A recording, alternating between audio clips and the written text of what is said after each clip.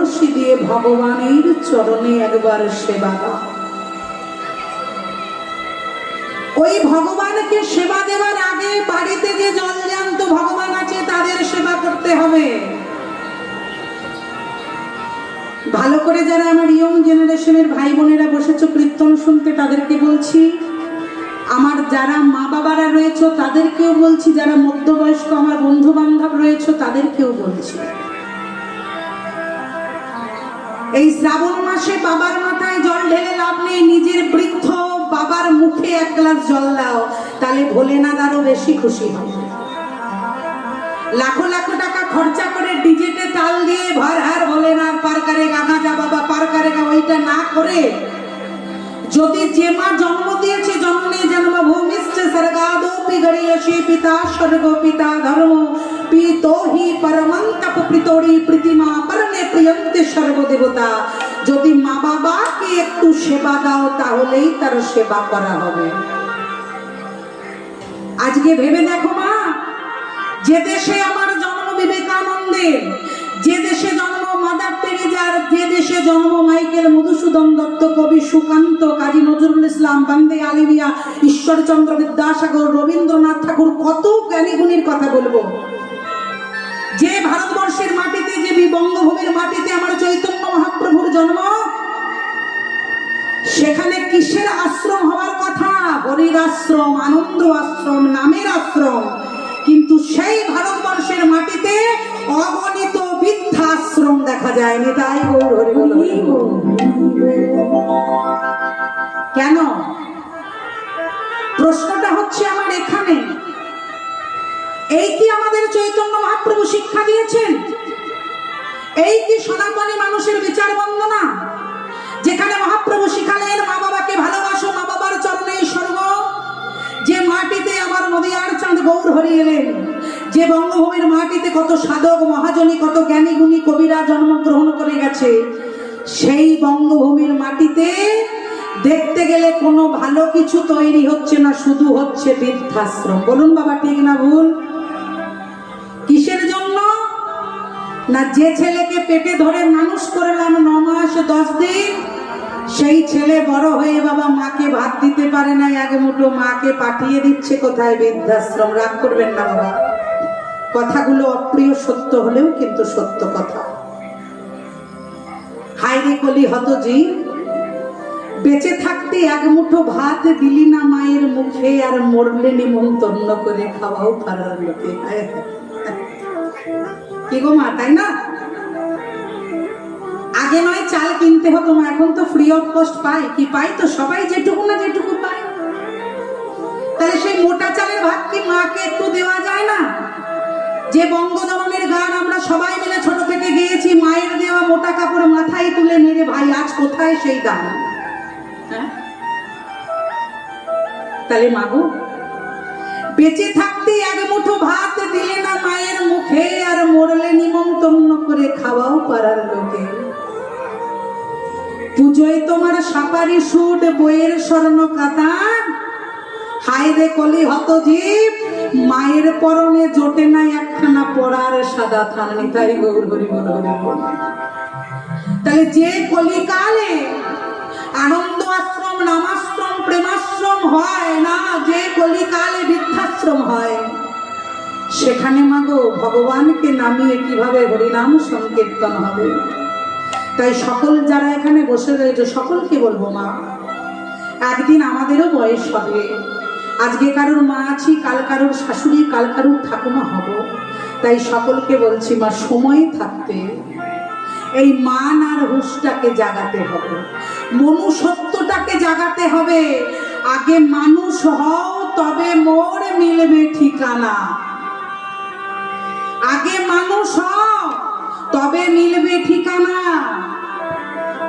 একজন জ্ঞানীগুণী মহাজন কি বলছে জানো মা? সৎ পথে ভ্রমণ করো যদি হয় দেরি, সৎ পথে ভ্রমণ করো হোক যত দেরি, অসৎ পথে নিও না নারী যদি সে হয় পড়ি। সৎ পথে ভ্রমণ করো, তাতে দেরি হোক কিন্তু নির্দিষ্ট জায়গায় পৌঁছাবে। আর অসৎ নারীকে ঘরে তুলো না, যে সংসার ভেঙে যাবে। সে যদি পরীর মতো দেখতে হয় তাকে ত্যাগ করে দেওয়া উচিত। তাহলে মাগো, সৎ পথে ভ্রমণ করো, যদি হয় দেরি। অসৎ পথে নিও না নারী, যদি রূপে হয় সে পরি। তাহলে মাগো, জগৎ সংসারে সংসার সুখের হয় রমণীর গুণে। তাই মায়েদেরকে বলবো, মা, মাটিটাকে আগে খাঁটি করতে হবে। তোমরা পারলে সব পারবে, নচেত কিছু পারবে না। তাই এই যে রথের কথা বলছি মা, এই জগন্নাথ দেব কিন্তু কোথাকার না, নীলমাধব, যেখানে নীল পর্বত, সেই নীল পর্বতের কাছে যিনি সবররাজ ছিলেন তার নাম ছিল বিশ্ববাসু মুনি। সেই বিশ্ববাসু মুনির একমাত্র কন্যা ছিল ললিতা। সেই ললিতার সঙ্গে ছলনা করে বিবাহ করেছিলেন রাজা ইন্দ্রদম্নের সভাপতি, যার নাম বিদ্যাপতি। এই বিদ্যাপতি কিন্তু আমাদের পদকর্তা বিদ্যাপতি নয়, তিনি হচ্ছেন উৎকলীয় ব্রাহ্মণ বিদ্যাপতি, যিনি উড়িষ্যা রাজ্যে যার বাস। তা মাগো, সেই জায়গায় গিয়ে রাজা ইন্দ্রদম্ন আদেশ করলেন, বিদ্যাপতি তুমি যেমন করে হোক নীলমাধবকে খুঁজে নিয়ে এসো। তা নীলমাধবকে খোঁজবার জন্য সবররাজ, যিনি ওখানকার, যিনি আদিবাসীদের পরম রাজা, সেই বিশ্ববাসু মুনির কন্যার সঙ্গে বিবাহ করলেন, যার নাম হচ্ছে ললিতা। ছলে বলে কয়দা করে তিনি জানতে পারলেন যে নীলমাধব আছে কোথায়, না নীল পর্বতের মধ্যস্থলে, যেটা নীলাচল পুরীধাম থেকে খুব কম করে হলো প্রায় 80 কিলোমিটার যেতে হবে। সেখানে নীল পর্বতের গুহায় সবররাজরা নীলমাধবের পুজো দিত। তা বিদ্যাপতি গেল কিভাবে বাবা? বিদ্যাপতি একদিন তার শ্বশুরকে বললেন, হে মহারাজ, হে আদিবাসী রাজন সবররাজ, আমার মনের বড় বাসনা, আমি একবার নীলমাধবের দর্শন চাই। বলল, দেখো বিদ্যাপতি, তুমি তো আমার কন্যাকে বিবাহ করেছো, তুমি আমার একমাত্র জামাতা, তাই তোমায় আমি নিয়ে যেতে পারি, তবে চোখ বন্ধ করে নিয়ে যাব। বলল বেশ।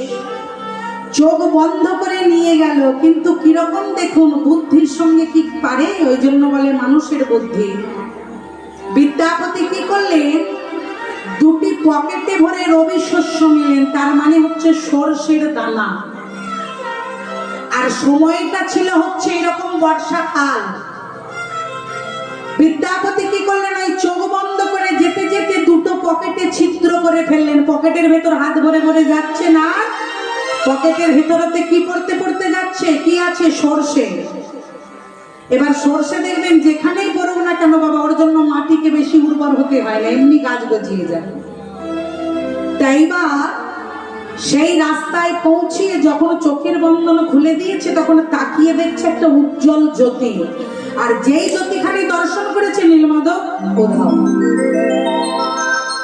কারণ নীলমাধব বিদ্যাপতিকে ধরা দেবেন না, তিনি বলছেন, আমাকে নিয়ে যেতে গেলে তোমাকে নীলমাধব বেশে না, নীলাচলের নীলপতি জগন্নাথ বেশে নিয়ে যেতে হবে। এইবার বিদ্যাপতি ফিরে এসে কাউকে কিছু না বলে ললিতাকে রেখে দিয়ে, সহধর্মণীকে রেখে দিয়ে চলে এলেন কোথায়, না রাজা ইন্দ্রদম্নের কাছে। রাজা ইন্দ্রদম্ন এসে বিদ্যাপতিকে বলছে, বিদ্যাপতি তুমি নীলমাধবের সন্ধান করেছো? বলল, করেছি প্রভু, কিন্তু সেখানে গেলে আপনি নীলমাধবকে পাবেন না। বলল, কেন পাবো না? তুমি মিথ্যে কথা বলছো। বলছে, প্রভু আমি মিথ্যে কথা বলিনি। বলল, তুমি হয়তো রাস্তা ভুলে গেছো, তাই তুমি মিছে কথা বলছো। বলল, না প্রভু, আমি যে পথ দিয়ে গেছি আমি সেই পথ ধরেই আপনাকে নিয়ে যাব, আপনি চলুন। বলল, কি করে যাবে? বলল, চলুন না, মহারাজকে নিয়ে যাচ্ছে। মহারাজ বলছে, তুমি চিনছো কি করে যে এটাই সেই পথ? তুমি তো বললে তোমার চোখ বাঁধা ছিল। বলল, প্রভু মহারাজ আমার চোখ বেঁধে দিয়েছে, কিন্তু আমার হাত তো বেঁধে দেয়নি। আমি পকেটে করে 2 পকেট রবি শস্য সর্ষে ছড়াতে ছড়াতে গেছি, এই দেখুন দুপাশারি সর্ষে গাছ। বাবা বাবা বিদ্যাপতি বা, এই জগৎ সংসারে তোমার কত বুদ্ধি। এই বলে রাজা ইন্দ্রদম্ন যখন নীলগিরির পর্বতে পৌঁছালেন, তখন একটা বাণী হলো, ইন্দ্র তুমি আমাকে এ বেশে নিয়ে যেতে পারবে না, তুমি চলে যাও। আমি কথা দিলাম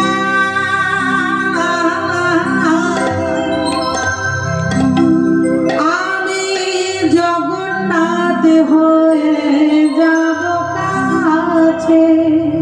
একটু তালে তালে হবে সবাই মিলে। ও গো দয়াময় জগন্নাথ রূপে যাব কাছে। ও গো দয়াময় জগন্নাথ রূপে যাব কাছে, কাছে গো জগন্নাথ রূপে যাব কাছে। দয়াময় জগন্নাথ রূপে যাব কাছে।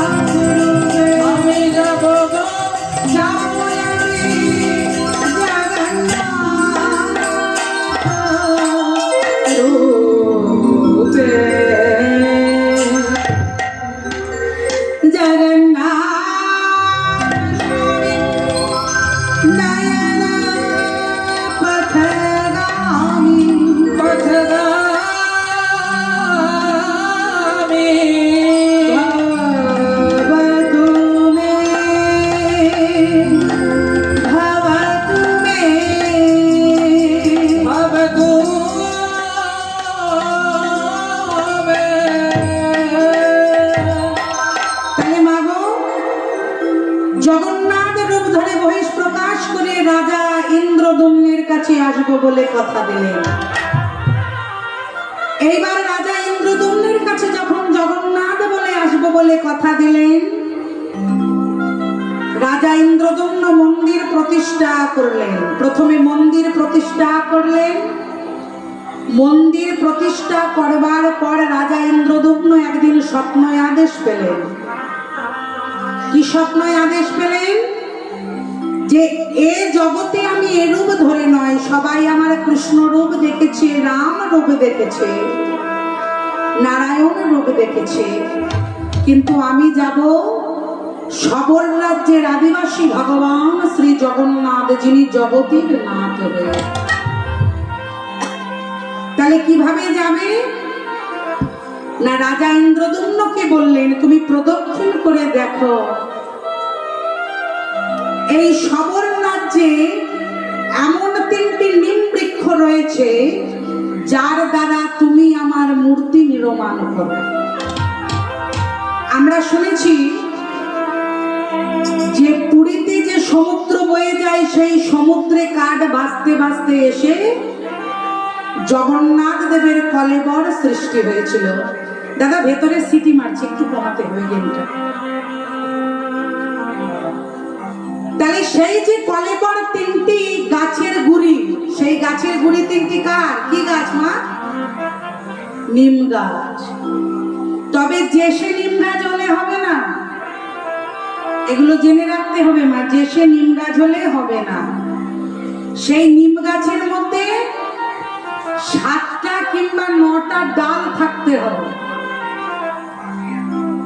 তার ভিতরে পাখির বাসা থাকতে হবে, সেই গাছের মধ্যে বিষধর সর্পের বাসা থাকতে হবে, এবং সেই বৃক্ষের মধ্যে 3টি ছাপ থাকতে হবে। কি কি? একটি হচ্ছে পদ্ম ফুলের ছাপ, একটি হচ্ছে চক্র চিহ্ন, আর অপরটি হচ্ছে নাঙল চিহ্ন। ওই 3টি নিম কাষ্ঠের গুড়িতে যদি এই চিহ্নগুলো থাকে, সেটা দিয়েই কিন্তু নতুন কলেবর আবার তৈরি করা হবে। তাহলে যার মধ্যে চক্র রয়েছে, সেই চক্র আঁকা যে নিম গাছটি রয়েছে, সেটা দিয়ে কার দেহ তৈরি হবে বাবা? মায়েরা বলতে হবে কার দেহ? যার মধ্যে চক্র আছে সেটা দিয়ে কার দেহ নির্মাণ হবে? জয় জগন্নাথ। আর যার মধ্যে পদ্ম ফুলের ছাপ রয়েছে সেটা দিয়ে সুভদ্রা।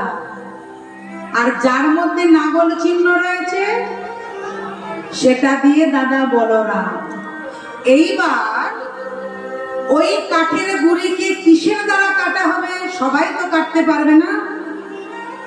সবর রাজ্যের যারা সবর আদিবাসী বৃন্দ রয়েছে, তারা 3টে কুঠার ইস্তেমাল করে, মানে 3টে কুঠার দিয়ে করাত দিয়ে কাটে। একটা হচ্ছে সোনার, একটা হচ্ছে রূপোর, আর অন্যটি হচ্ছে লোহার। আজকে এগুলো জেনে রাখুন, এগুলো খুব সুন্দর জিনিস।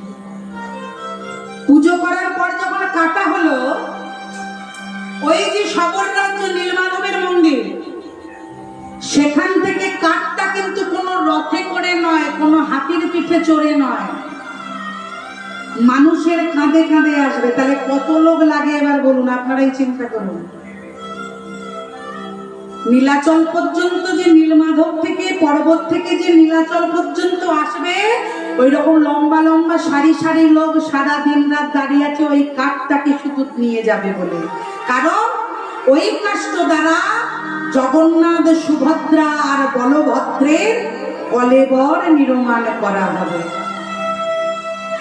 এইবার কাঁধে কাঁধে আসার পর যিনি প্রথম কলেবর নির্মাণ করেছিলেন 21 দিন ধরে, তিনি কে? নাম জানা আছে? কে করেছিল? রাজা ইন্দ্রদম্ন। আর গুন্ডিজার মন্দিরে যিনি এসেছিলেন এই নতুন কলেবরটা তৈরি করতে, তার কি নাম? তার নাম হচ্ছে অনন্ত রানা, যাকে আমরা বলি বিশ্বকর্মা। বিশ্বকর্মা একটি বৃদ্ধার রূপ ধারণ করে এসেছিলেন গুন্ডিজা মন্দিরে, দিয়ে বলেছিলেন আমার নাম অনন্ত রানা, আমাকে 1 মাস সময় দিতে হবে বিগ্রহ তৈরি করবার জন্য। আমি কোনো সেবাও নেব না, আমি কিছুই করব না, আমাকে শুধু সময় দিতে হবে।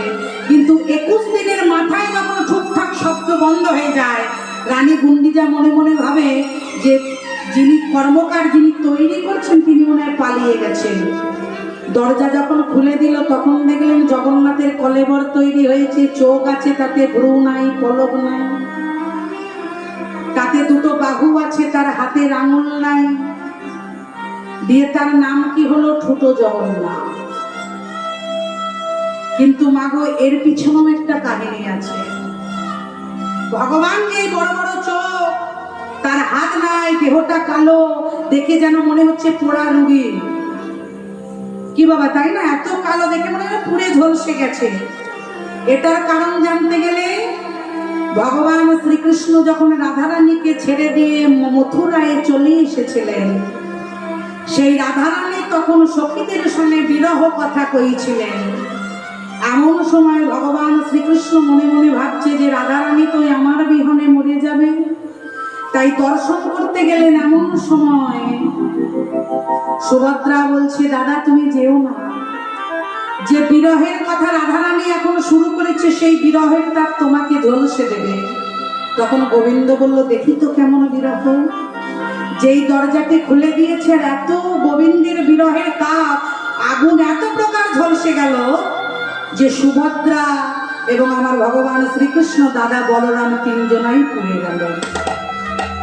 যখন পুড়ে গেল তখন রাধারানী বলছে, প্রভু সকলে তোমায় কৃষ্ণ কলেবর দেখেছে, সবাই তোমাকে রাম রূপে ধনুর্ধারে দেখেছে, বংশী রূপে বংশীধারে দেখেছে, তাহলে আজ তোমার এই ঝলসানো রূপ, বলল এরূপ জগতে দর্শন পাবে, তবে এখন নয়, যেদিন রাজা ইন্দ্রদম্ন নীলমাধব থেকে আমাকে নীলাচলে তার জায়গায় আশ্রয় দেবে, সেদিন জগতের লোক এই পোড়া রূপকে জানবে। জয় জগন্নাথ বলে নিতাই গৌর হরি বল। তাহলে সেই হচ্ছে এই জগন্নাথ। তাহলে এই জগৎ সংসারে মা জগন্নাথ প্রভু সুভদ্রা বলরামকে লয়ে আজকে বিচারমান করেছেন কোথায়? ওই মন্দিরে। তাই এই জগৎ সংসারে তিনি বিশ্ব ব্রহ্মাণ্ডে খেলা করছেন, সেই খেলাটা কেউ দেখতে পায় আর কেউ দেখতে পায় না। তাই মাগো কাজী নজরুল ইসলাম কত সুন্দরভাবে এই ভগবানের খেলাটাকে তুলে ধরেছে। একটু গাই, কেমন করে খেলেছ এই বিশ্বলয়ে বিরাট শিশু আন মনে খেলেছ এই বিশ্বলয়ে বিরাট শিশু আন মনে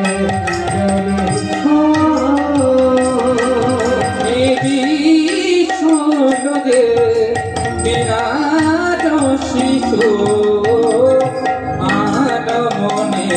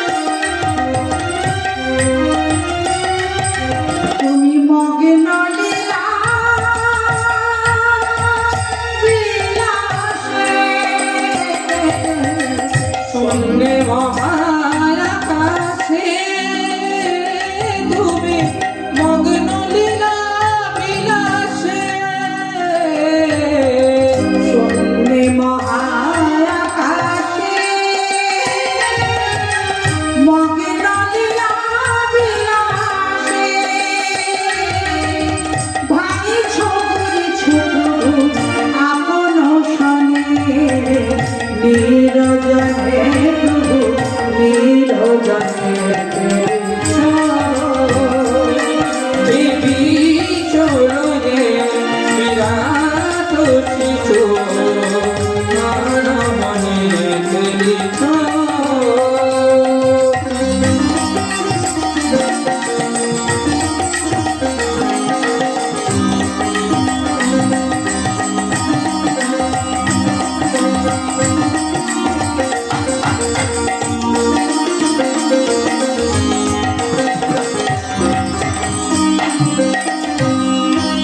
রানীমা ভগবান কাদের নিয়ে খেলছে তার খেলার জিনিসটা আমাদের মানব জীবনের সঙ্গে খেলতো না কাদের নিয়ে খেলছে দেখো তারকার বিশ্বসী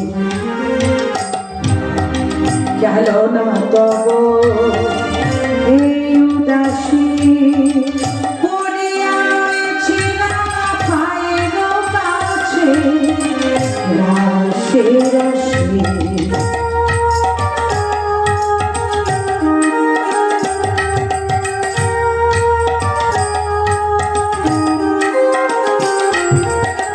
তারকার বিশ্বসী গেল না তব হে উদাসী পড়িয়া রয়েছিলাম পায়ের পরে রাশি রাশি নিত্য তুমি হে উদাস সুখে দুঃখে নিত্য তুমি তুমি সুখে দুঃখে অভিজ্ঞান ভাঙি ছবি ছোট হাসি ছবি ছোট আপন মনে নিরজনে প্রভু নিরজনে বিশ্বলগে বিরাট শিশু মানবনে খেলিছ দেবী সনজে বিরাট শিশু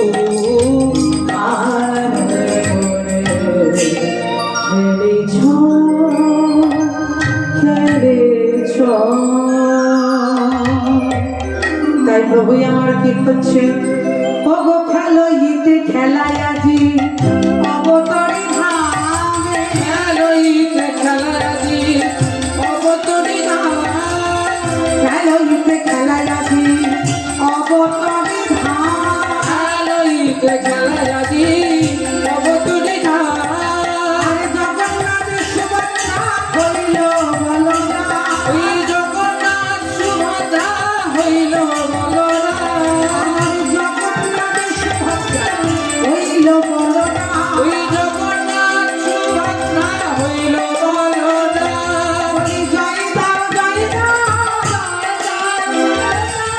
জয় দাও জয় দাও আমার জগন্নাথ সুভদ্রা বলরা জয় দাও জগন্নাথ সুভদ্রা জয় জয় জগন্নাথ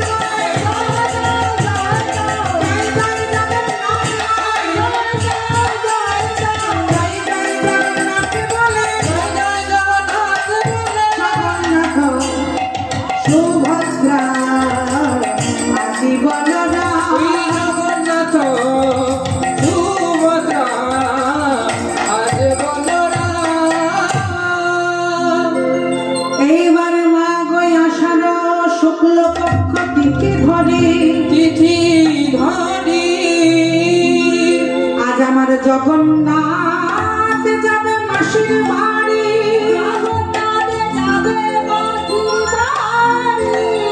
আমার ভক্তগণ সমারোহিত নহে আজ পর ভুলকে যা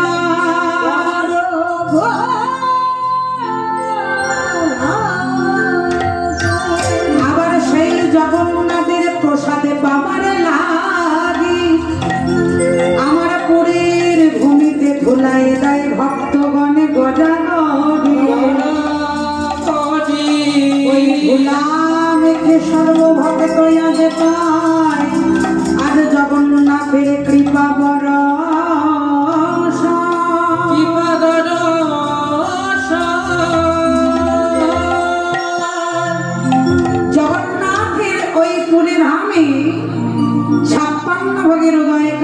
মাগো এইবার যে পান্ডা জগন্নাথের ওই পুরী ধামে নবযৌবন নতুন কলেবরকে আবার তৈরি করে। জগন্নাথ দেবের স্নান যাত্রা হয় জ্যৈষ্ঠ মাসের পূর্ণিমায়, হয় না মা? তারপর থেকে 15 দিন কিন্তু জগন্নাথ দেবের জ্বর আসে, জানো তো? জগন্নাথ কিসের বালিশে শোয়? কলমি শাকের বালিশে, জানা আছে এগুলো? হ্যাঁ, ওই সময় কিন্তু পুরীতে 15 দিন কাউকে জগন্নাথ দেবকে দর্শন করতে দেয় না। তা মাগো এই 15 দিন বাদে জ্বর থেকে ফিরে এসে জগন্নাথ দেবের আর বাড়িতে থাকতে ভালো লাগে না, ভালো লাগে রোগগ্রস্ত অবস্থা বলে একটু বেরিয়ে আসি, তাই মাসির বাড়িতে বেড়াতে যায়। হরি বল হরি বল। তাই সেই সূত্র ধরে মা জগন্নাথ আবার রথে চেপেছে। এইবার পদকর্তা অদূরে দাঁড়িয়ে দাঁড়িয়ে বলল, ওগো নন্দী ঘোষ নামের জগন্নাথ চাপে, নন্দী ঘোষ নামে জগন্নাথ চাপে। কথা বলে শুনতে হবে। পুরীতে 3খানা রথ যায় বাবা। কার কার রথ? একটা জগন্নাথের, একটা বলভদ্রের, একটা সুভদ্রা। রথের নামগুলো জানা আছে যে কার কোনটা রথ? একই রকম মোটা মোটা দড়ি, কার কোনটা দড়ি? তাই আমি গানে বলছি, ওগো নন্দী ঘোষ নামের রথ আমার জগন্নাথ চাপে যায়। নন্দী ঘোষ নামে জগন্নাথ চাপিয়া যে আরে শঙ্খিনী না দ্রজরূপে নারী কাছে ভাই, শঙ্খিনী নামে দ্রজরূপে নারী কাছে ভাই। আমার চলে দেখো জগন্নাথ, ওই চলে দেখো আজ জগন্নাথ। আমার লীলা চলে আমার নীল মাধব, চলে দেখো আমার জগন্নাথ। ওই নীলা চলে নীল মাধব, চলে দেখো জগন্নাথ। আমার লীলা চলে মাধব, চলে দেখো জগন্নাথ।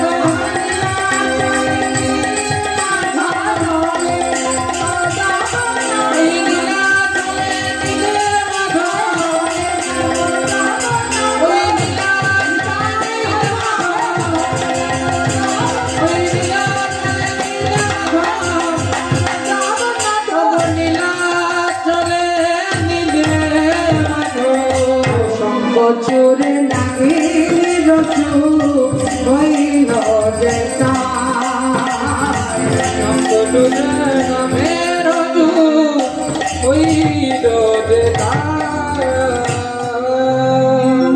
জগন্নাথ দেব যে রথটিতে চাপে সেই রথটির নাম হলো নন্দী ঘোষ। আর যে দড়িটা নিয়ে টানাটানি করে আমরা, সেই দড়িটা হচ্ছে বাবা শঙ্খচূড় নাম। ওটা দড়ি নয়, ওই শঙ্খচূড় নাগকে স্পর্শ করবার জন্য কত বিশ্ব ব্রহ্মাণ্ডের ঋষি মুনিরা ধ্যানে করে। তাই আজ সেই শঙ্খচূড় না জগন্নাথকে বললেন, প্রভু গো তুমি আমায় তোমার সঙ্গে করো, আমায় তোমার সঙ্গে করো, আমায় তোমার সঙ্গে করো, আমায় তোমার সঙ্গে করো, দুর্লভ জীবন ধরো আমায় তোমার সঙ্গে করো। জীবন ভরো, আমায় তোমার সঙ্গে করো। তাহলে মনে থাকবে মা?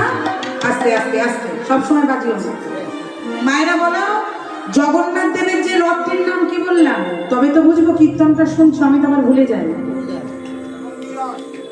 নন্দী ঘোষ। আর তার যে দড়িটা আমরা ধরি সেই রজ্জুটার কি নাম? শঙ্খচূড় না, মনে থাকবে। এইবার আসছে কার রথ?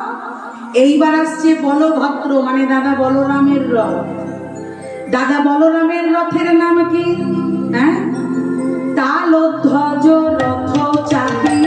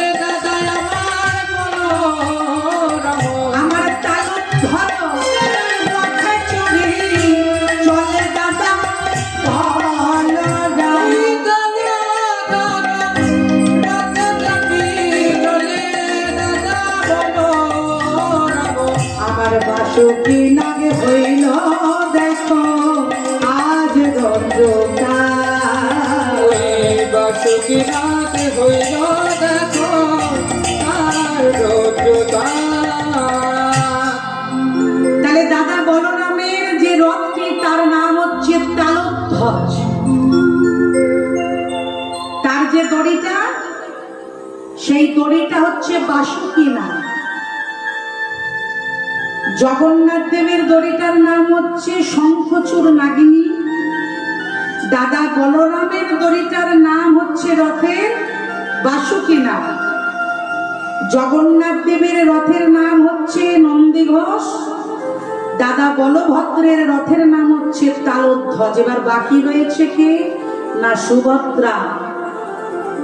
সুভদ্রার রথের নাম হচ্ছে দর্পদলন। সেই দর্পদলনের রথে চাপে সুভদ্রায় আমার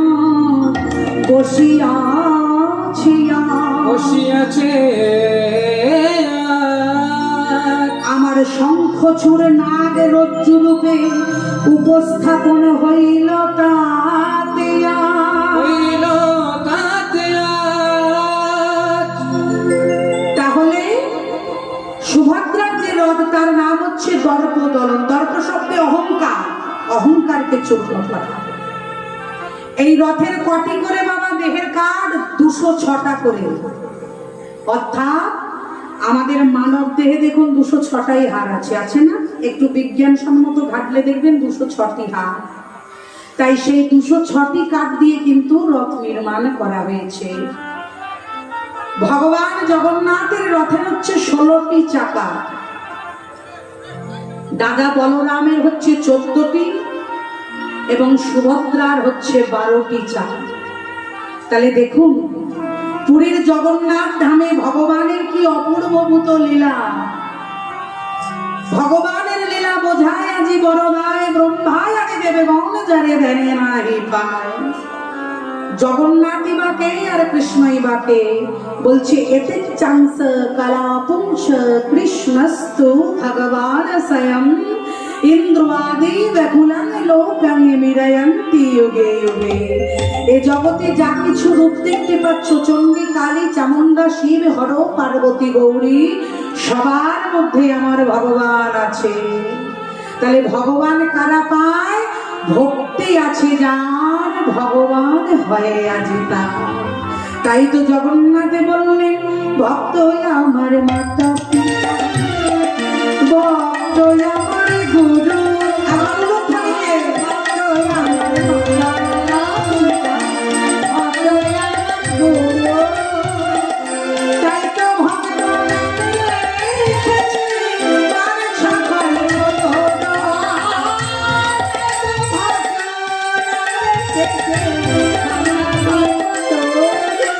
তিনি মন বাঞ্ছা পূর্ণকারী জগন্নাথ রূপ ধরি। মন বাঞ্ছা পূর্ণকারী জগন্নাথ রূপ ধরি। আইলে না যে নীলাচল ধামে, ও আইলে না যে নীলাচল ধামে। যার যেমন ভাবে তার তেমন না বলে জগন্নাথে। যার যেমন ভাব তার তেমন না বলে জগন্নাথ ধামে। বলে জয় জগন্নাথ, জয় জগন্নাথ, বড় হরি ধ্বনি হরি বল হরি বল। জয় জগন্নাথ, জয় জগন্নাথ, পদে হরি ধ্বনি। একটু তালে তালে জয় জগন্নাথ, জয় জগন্নাথ, বড় হরি ধ্বনি।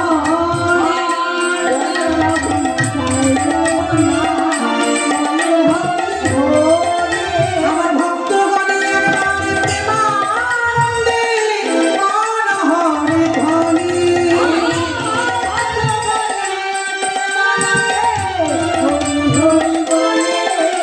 একবার সবাই মিলে গাবো, আমার ভক্তগণে প্রেমানন্দে বড় হরি ধ্বনি। ওই ভক্তগণ প্রেমানন্দে বড় হরি ধ্বনি। তাই আজ মাগো এই মুহূর্তে ভক্ত আর ভগবানের মিলন হইল। ওই ভক্তের ভগবান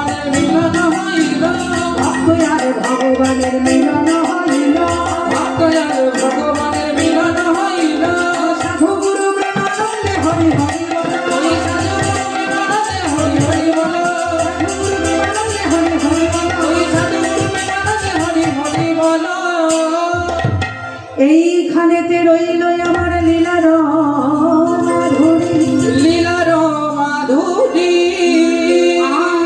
আমার দাস জগন্নাথ ঘনে সেবা প্রণিপাতে, সাধু গুরু বৈষ্ণব গণে একবারে বলো হরি হরি। বলো হরি হরি। তাই আসুন মা, আজকে ভক্ত আর ভগবানের মিলন আনন্দে সবাই মিলে আমরা একটু দাঁড়িয়ে দাঁড়িয়ে ভগবানের নাম করি।